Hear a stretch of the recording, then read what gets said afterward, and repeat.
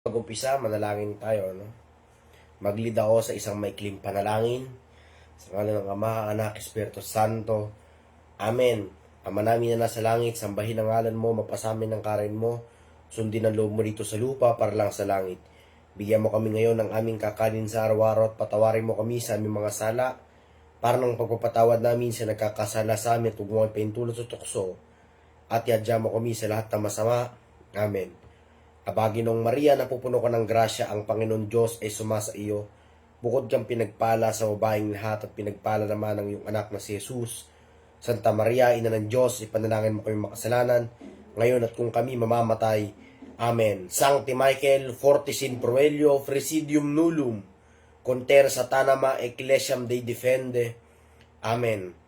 Saint Thomas Aquinas, pray for us. Saint Augustine of Hippo, pray for us. Saint John Chrysostom, pray for us. Saint Catherine of Siena, pray for us. Saint Athanasius, pray for us. Saint Jerome, pray for us. Saint Gregory the Great, pray for us. Saint Albert the Great, pray for us. And to all of the saints in the heaven, pray for us.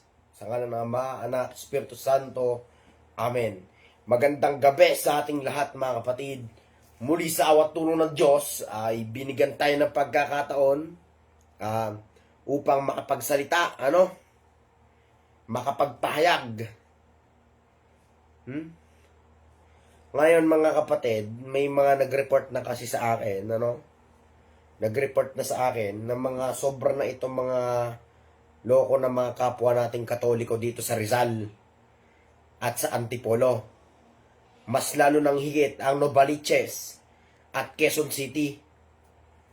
Dahil sila, mismong presidente ng Marikina na si Brodek ay pilit nilang ibinabagsak at idinadown. Idinadown talaga nila ito na mismong itinuwid pa nila ang kapal ng mukha, hindi naman siya ang may gawa.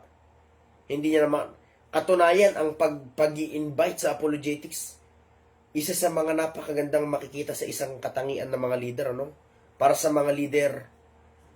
Bakit ganun yung iba na ito? Kasi mga kapatid, gagamit ako ng kasi dahil literal na may pinaglalaban ako sa gabing ito. Talagang mga bastos ito, mga CFD Novaliches na ito. O ngayon, kayo mga 4 na chapter dito sa Luzon, hinahamon ko kayo sa isang formal debate. Patunayan ninyo, yung ginawa ni Bro Daniel ay mali. Titindigan ko, totoo. Tama yung ginagawa niya.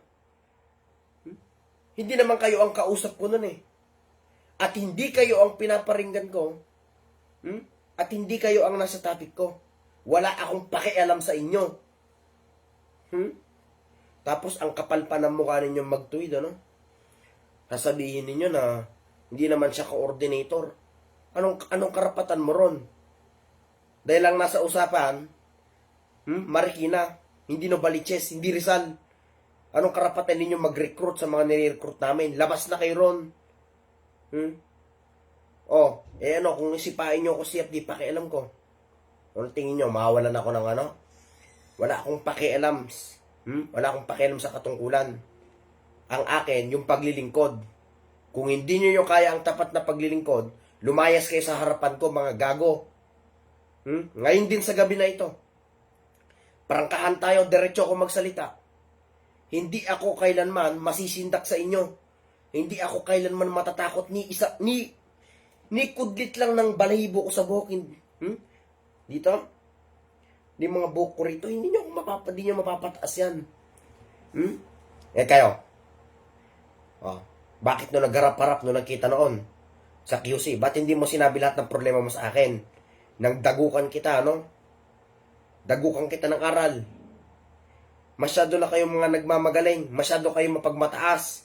Kaya hindi nagkakaayos itong problema dito sa Luzon dahil sa kapabayaan ng spiritual director dyan. Yun. Kung may maayos silang CFD director dito sa Luzon, noon pa man nagkaayos na. Bakit? Hindi nagkakaayos. Kumukonsinti sa mali. Parangkahan tayo dito. Kumpare ang itutuwid ko. Hindi ako kailanman matatakot Hindi ako kailanman masisindak. Sapagkat ang katotohanan ay walang pinipili. Walang sinisino. Tapos sasabihin nyo, emosyon. Hoy, psst. Ang pagtutuwid ko, nakakabanal ito kung ang layunin ko, itutuwid ko yung mga maling ginagawa ninyo. Katunayan, mga nag-aral pa kayo ng leadership. Asan ang leadership ninyo? Nasa paa nyo?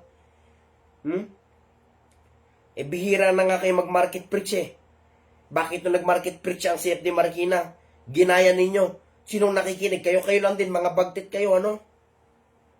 Magpakinig kayo sa mga tao. Ako una magtatanong sa inyo. Mag-market preach kayo, ichina-challenge ko kayo sa gabi na ito. Ako una magtatanong, siguro din ninyo, walang mag-chat GPT sa inyo, ha? Walang gagamit ng mga artificial intelligence.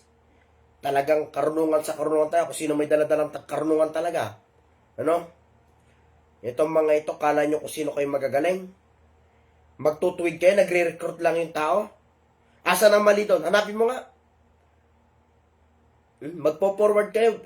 Ikinik nyo pa sa GC, ano yan? Defense mechanism ninyo? Dahil hindi nyo kayang palitan sa katwiran. Naku talaga kayo, mga pakialamero kayo ng buhay. Kayo ngayong sa gabi na ito, itutuwid ko rin kayo dahil sa pagiging mga walang kwenta ninyong mga leader, ano? Una sa mga aking napansin sa inyong mga napakalaking kamalian, ay yung pagiging tanga ninyo sa leader nyo. Pagiging leader ninyo, ano? Una, sinong tanga?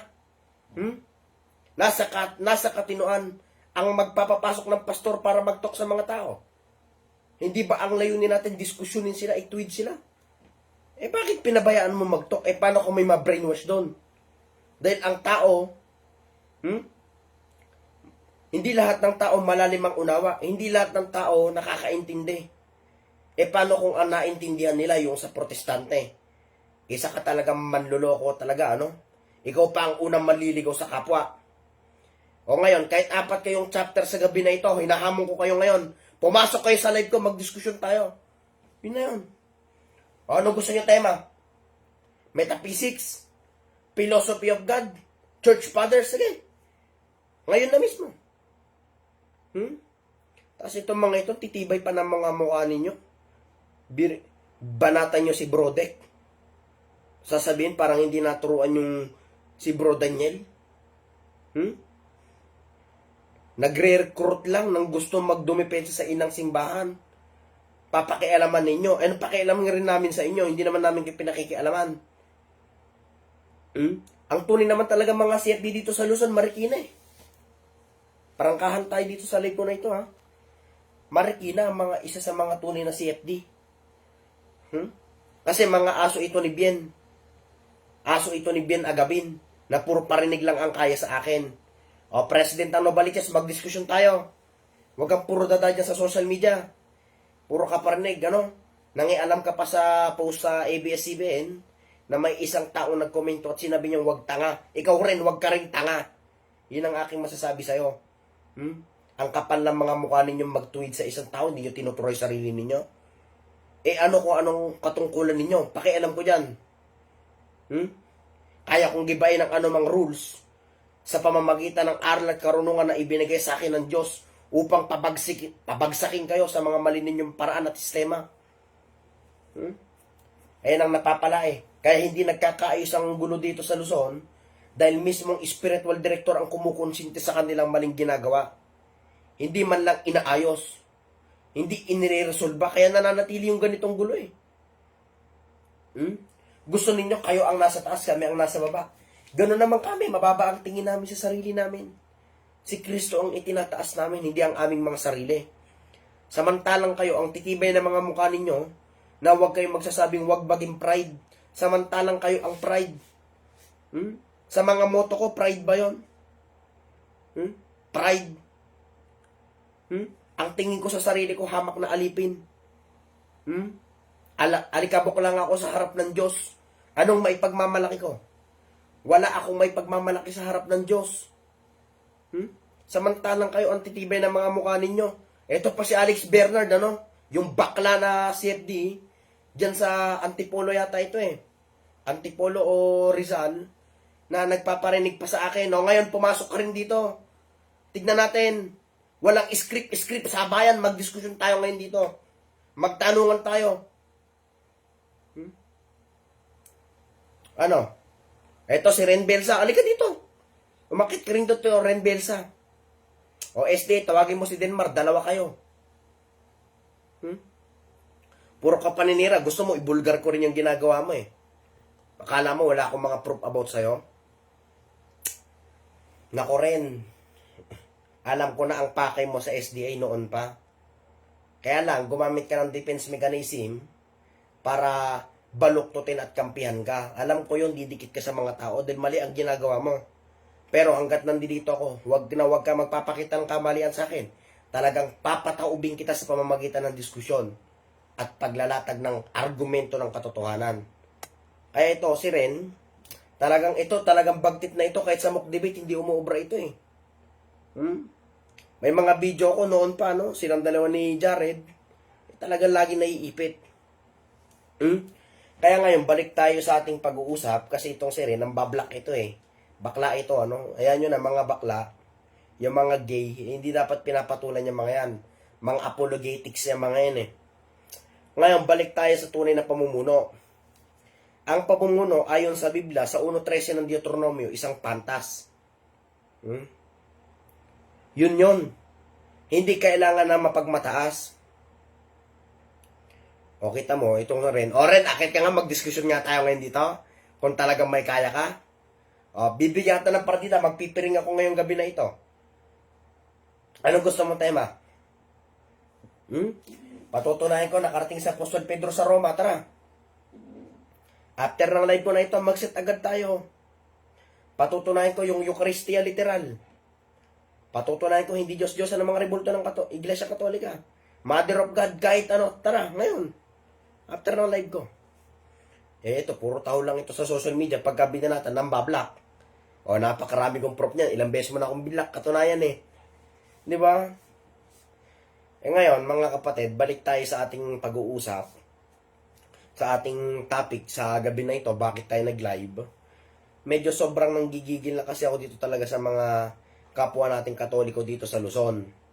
Na napakatibay nilang mangialam, without wala naman kaming pakialam sa kanila. Pinagkakaisaan kami dahil ang kagustuhan nila, sila ang umangat, hindi kami. Hindi kami nakikipagpataasan sa iba. Ang layunin namin, maipangaral ang ebanghelyo ng ating Panginoon sa Kristo. O, busted. Pala si ad hominem, mga kapatid. Ayaw lumaban sa aral, pupunta sa personal. Ano ko ba naman Ren? Ang laki mo na. Hindi ka pa nag-aaral ng filosofiya. Tagal mo na sa SDA, ano? I-seminar kaya kita. Ano gusto mong tema? Ngayon, mga kapatid, napakarami akong nakikita sa kanilang hindi maganda, gaya ng pagpapapasok ng pastor diyan sa simbahan, ano? Tapos ipinagtok pa. Nasa katinuan ba yan? Puro sila may kaamuhan ko, no? Wala naman din silang kaamuhan. Anong meron sa kanila? Kabastusan. Puro parinig. Puro parinig. Pag ginamon ng diskusyon, wala naman di itatagal. Yung mga video nila, puro script lang yon, pinagandaan nila yon. Pero, pag tinanong mo ng ibang tema yan, mabibigla yan mga yan. Bakit? Patalinuhan na lang tayo. Dahil ang armas ko, salita ng Diyos. Ang armas ko, karunungan. Hindi ang armas ko, mga kamay, kamao, ganon. Hindi. Aral sa aral tayo. Medyo nanggigigil na kasi ako dahil pinag-iinitan nila itong si Bro Daniel at si Bro Dek. Si Bro Dek ay isa sa mga masasabi kong isa sa mga pinakamahusay pagdating sa leadership, sa kanyang tamang pamumuno sa mga kapatid dyan sa Marikina. So, wala silang nilabag sa rules ng CFD. Sa katunayan, maganda ang layunin nila na mag-recruit ng mga kapatid, ng mga magsi-CFD para depensahan ang ating pananampalataya. Ngayon, hindi na kami CFD ngayon. Kami ay mga CCM. CCM kami. Catholic Crusade Ministry. Ang CCM, nandoon na lahat ng mga pinaka-best of the best na mga debater na Katoliko. Walang mga bakla doon, walang mga boses baklaron, walang mga puro tahol lang doon. Ano? Mga walang bitaw. Gaya nga nasabi ni, hindi ka na mapangalanan. Kaya, nakaka-bad trip lang mga kapatid na ganun ang mababalitaan mo. Lalo na sabi niya, kakagising niya lang daw, ganun agad ang bungad, ipo-forward. Sisipain pa si Brodex sa GC ng official dyan sa CFD.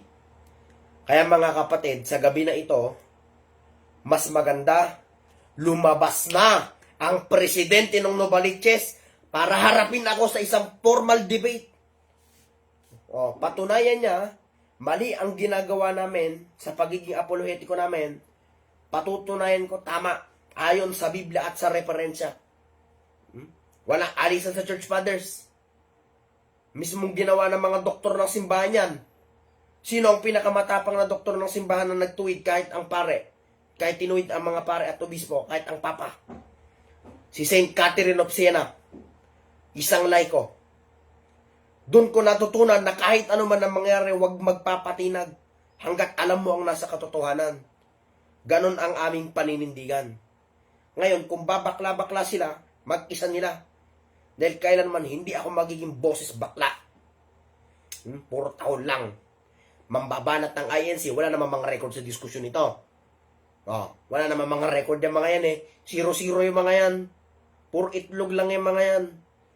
Yung isa nga na boses bakla rin na nahuli sa kanyang pagiging bakla, nagpost pa ng picture ng nagsend ng lalaki na nakaubad.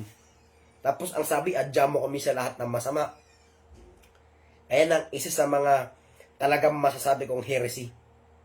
Kaya maliwanag yung sulat o yung sabi ni St. John Chrysostom na yung heresy is a poison. Tapos, ang pinahalagan pa nila yung reputasyon ng tao kaysa imahe ng simbahan. Gaano ba kawalang kwenta itong mga ito? Mas mabuti pa magkaroon ng iskandalo sa simbahang ito kaysa maitago ang katotohanan. Mas mabuti pa. Dahil ang katotohanan ay hindi kailangan ipagtago, ipaalam, para sa ikakalam na marami. Una, napakaraming pumapasok ng CFD dito sa Luzon. Paano pag ganyan ang naituro nila? Nakikita na nilang binabanatan ng inang simbahan, ano ang gagawin nila? Tatahimik pa rin. Napakarami na nagre-reklamo dyan sa QC. Minsan kami rin ang binabanatan. Ano sabi nila? Bakit wala kami mga nakikitang CFD dito? Binabanatan ng simbahan. Parang wala. Kaya ngayon mga ibang CFD sa Mindanao, sa amin inilalapit ni Bro Rosby, nagtatanong sa amin kung meron ba mga CFD dito sa Luzon. Kami lang ang mga kilalang CFD dito, CCM eh. Kami lang ang nakikipagpatintero sa kamatayan. Tapos itong mga ito, talagang mga bading. Naku talaga. O kita mo doon sa CFD Cebu. Kung gaano sila depensa ng inang simbahan. Sa Tagbilaran. Saan pa? Sa Tagum.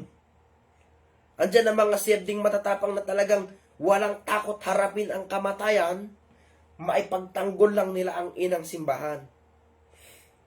Kaya, itong mga to, naghanap pa ng ID, itong mga mokong na ito, ID pa, gusto mo ng ID.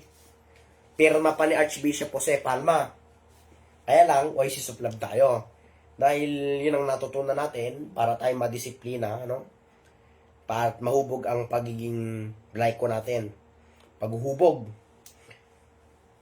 So yun, shoutout kay Bro Kirby Sulueta. Isa ito sa inaakay din nila, Nung una, in-invite nila yan sa wala nilang kwentang pagtotok na sila rin ang nakikinabang. Sila rin ang nanonood. So, magtatanong yung mga yan Hililinlangin ka ng mga yan. Huwag nila akong idaan sa mga patotsyada nila dahil mababasa ko ang pinakalayunin nila. Dahil ako, once na may mga sinasabi sa akin ng tao, pinagninilayan ko yon. Hindi na lang basta ilalabas ko rin sa tenga ko. Iisipin ko bakit ba ito sinabi ng tao sa akin.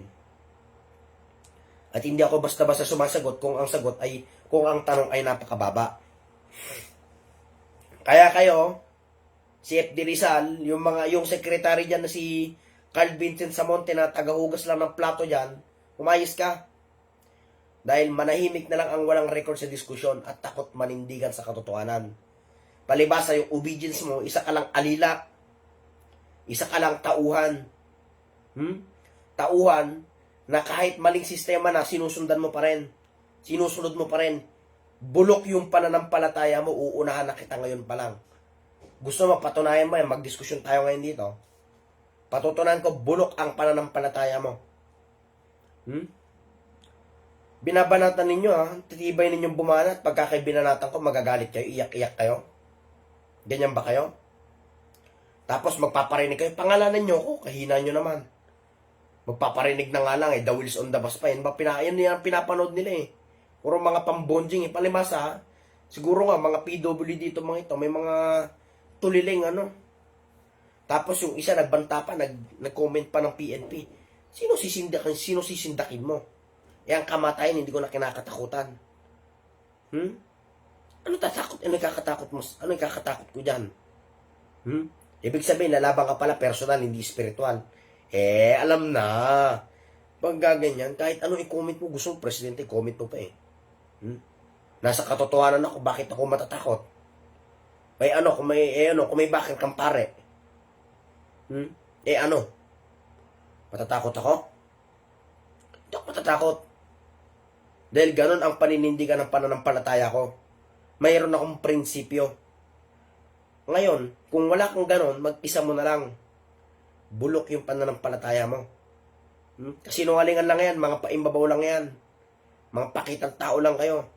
No?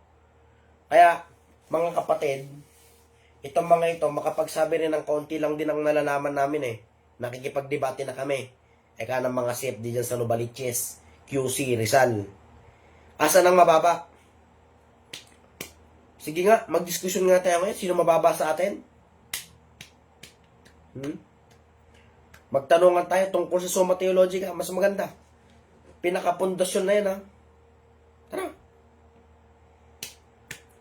Kaya, nakakawalang gana, nakakabatrip ang ganitong sistema, lalo na kung ang spiritual director din nila doon ay pinababayaan din sila.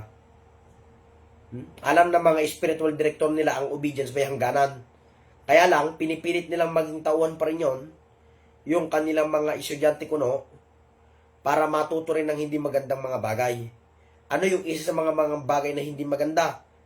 Yung mambabanat ka, babanatan mo yung taong ang layunin ay napakaganda, mag-imbita, mag-recruit ng mga magsi-CFD. Inilalapit ko sa Marikina para dumami sila ron, para mahubog sila. Dahil si Brodek ay isa sa mga napakagaling na presidente dyan. Yung mga yan mga nag-i-Starbucks lang mga pinagyabang pa yung kape niya, 3-in-1 lang yata yung nandun No? Tapos, mag-i-stock ko na naman sa MyDay ko ito pagtapos. Hindi lang sa MyDay ko, sa profile. Nadedetect ko naman kung sino mga nag-i-stock sa akin. Una, pangalanan natin. Mga nag-i-stock sa MyDay natin. Mga galit ito na CFD sa amin. Mga CFD na may ID, kaya lang walang record sa diskusyon, puro tao lang. Mangbabanat ng iglesia ni Manalo, pag hinamon sila siguro, aatras yung mga yan, mababahag ang mga buntot na mga yan. Anong tema man ang gusto ng INC, didiskusyonin namin yan. Wala nang bukas-bukas, ngayon agad, mas maganda. Lalabas, hindi na pe-prepare itong mga ito Kaya ginagawa nila, may pa-monitor pa sila na PowerPoint pa sila nalalaman na pinagandaan mo naman yan Tanongin nga kita ng biglaan, tignan nga natin, makakasagot ka. Baka umikot ang mundo mo yan. Kaya mga kapatid, eto ngayon palang sa live na ito, huwag kayong papasok dyan sa CFD Novaliches. Wala kayong matututunan dyan. Baka maging boses rin kayo. Masyadong maamo itong mga ito, banal-banalan, nagpapakitang tao lang sa obispo nila Akala mo, hindi ko napapansin yon? Napapansin ko yon, sumisip-sip lang kayo, mga pakitang tao lang kayo. Hindi nyo sinasabi ang tunay ninyong layunin, ang ano ninyo. Ang ipinapakita ninyo, yung kabaitan ninyo, mga pakitang tao talaga kayo. Tapos kayo pa mismo mga pangunahing matatagal na sa simbahan. Mapuot lang kayo sa kapatid. Ang layunin ninyo, magpahiya. Hindi naman ang layunin ninyo magtuwid eh. Ang layunin ninyo magpahiya eh. Bakit magpahiya? Pinapatamaan ninyo sa mga GC ninyo. Ano silbi ng GC ninyo? Pwede naman ilagay nyo chismisan nyo lang. Tanggalin nyo yung mga logo ng chapter ninyo. Ilagay nyo yung chismisan. Ilagay nyo yung logo ng kabaklaan. LGBT community na kayo. Ilang beses nang sinabi yan about sa LGBTQ. LGBT. Sino-sino yung mga nagsasabi na yan? Sa mga napag-aralan ko, si Pope Paul VI. Pag-usapan na yan. Tapos kayo, tuloy-tuloy pa kayo. Palibasa, doon nga nagsama-sama ang mga, alam mo na yon, isang uri ng mga talagang mga malulupit. Mga malulupit na, kung mga basa ko. Nang ganun mga salita eh. Doon pa lang kung ako nakikinig nun, matutulog na lang ako. Bakit ako makikinig sa ganung boses? Bakit ako makikinig sa ganyan? Pa nagpapakita tao lang sa harapan ko yan. Nagbabait-baitan para mahikayat ako. Mas maganda makita ang tunay na anyo ng tao. Walang halong pagpapakitang tao, kundi yung ano ka talaga. Yan ang pinakamaganda ron mga kapatid. Sa live na ito. Ako, makasalanan ako. Ibato nyo yan sa akin. Isend ko pa sa inyo kung ano ang kainaan ko. I-post nyo. Hindi naman ako natatakot eh. Kaya nga mga kapatid, napakaraming mga tao sige bro, walang problema. I-follow back agad kita after na live ko dito. Maraming mga ganon. Hindi porket nasa pinakamataas kang katungkulan, ang tingin mo na sa sarili mo ay mataas na.